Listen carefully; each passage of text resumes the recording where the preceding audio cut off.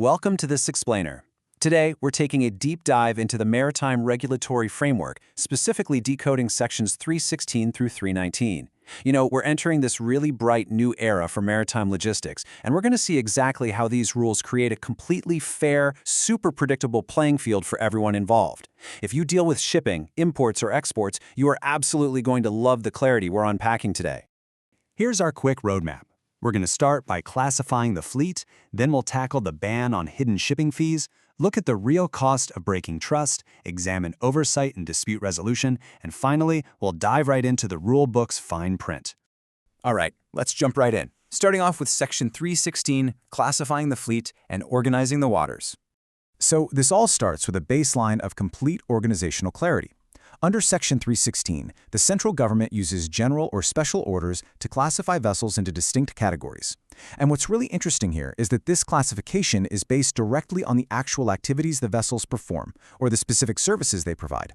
It's essentially a totally function-based system, which just ensures everyone knows exactly what type of vessel they're dealing with right from the get-go.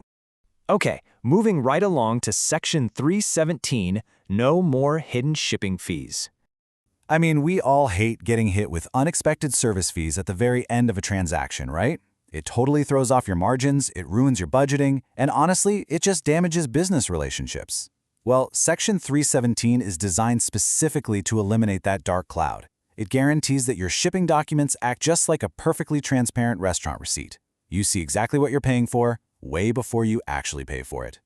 Just compare the unpredictable old way to this brilliant new standard. Under Section 317, every single service provider or agent for Indian and coastal vessels must explicitly specify all charges right there in the bill of lading or the transport document. Literally no more guessing games. The total cost is printed, it's visible, and it is locked in. And this is a blanket rule. Whether it's import, export, or domestic transport, the rules apply across the board. Both your fixed charges and your conditional charges have to be listed up front. The really crucial takeaway here is this. Absolutely zero unlisted charges can be levied on the consignor or consignee. If it isn't clearly printed on the document, you just don't pay it. This is a massive win, giving logistics teams a crazy level of confidence and predictability. But hey, rules are really only as good as their enforcement, right? Which brings us to Section 317, Subsection 2, the cost of breaking trust and enforcing transparency. So, what actually happens to an agent who fails to specify these charges or, tries to sneak in a totally unlisted fee? Well, they face a massive penalty of up to 5 lakh rupees. That's 500,000 rupees. Having this hard number clearly defined makes the financial stakes of breaking trust instantly clear and, let's be honest, highly memorable. It proves this framework isn't just handing out gentle suggestions, it is demanding total accountability.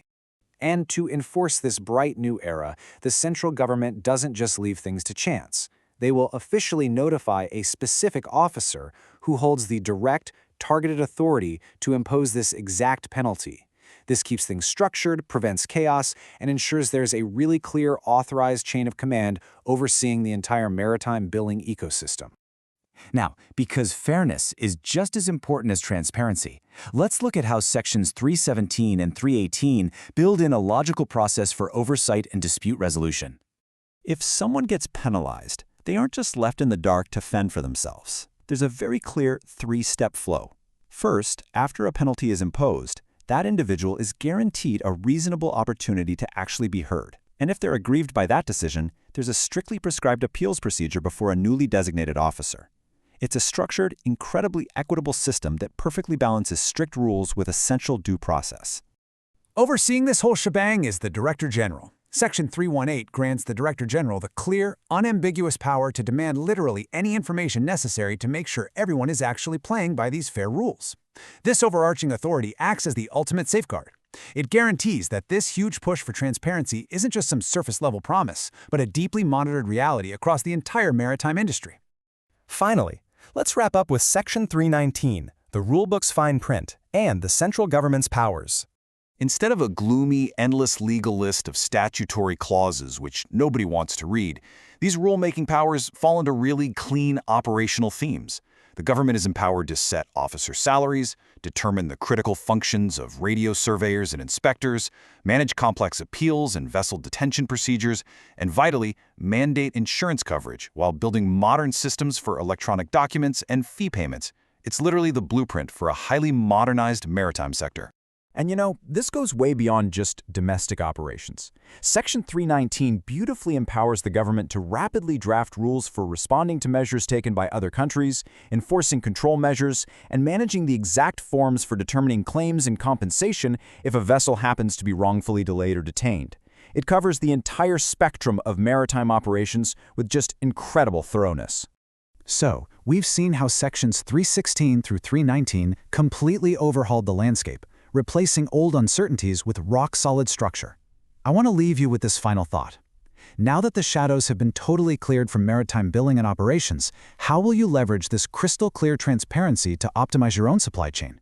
When you know every single fee up front and fully understand the strict rules governing the waters, the strategic advantage is entirely yours. Thanks for joining this explainer, and we'll catch you next time as we continue to decode the frameworks that shape our world.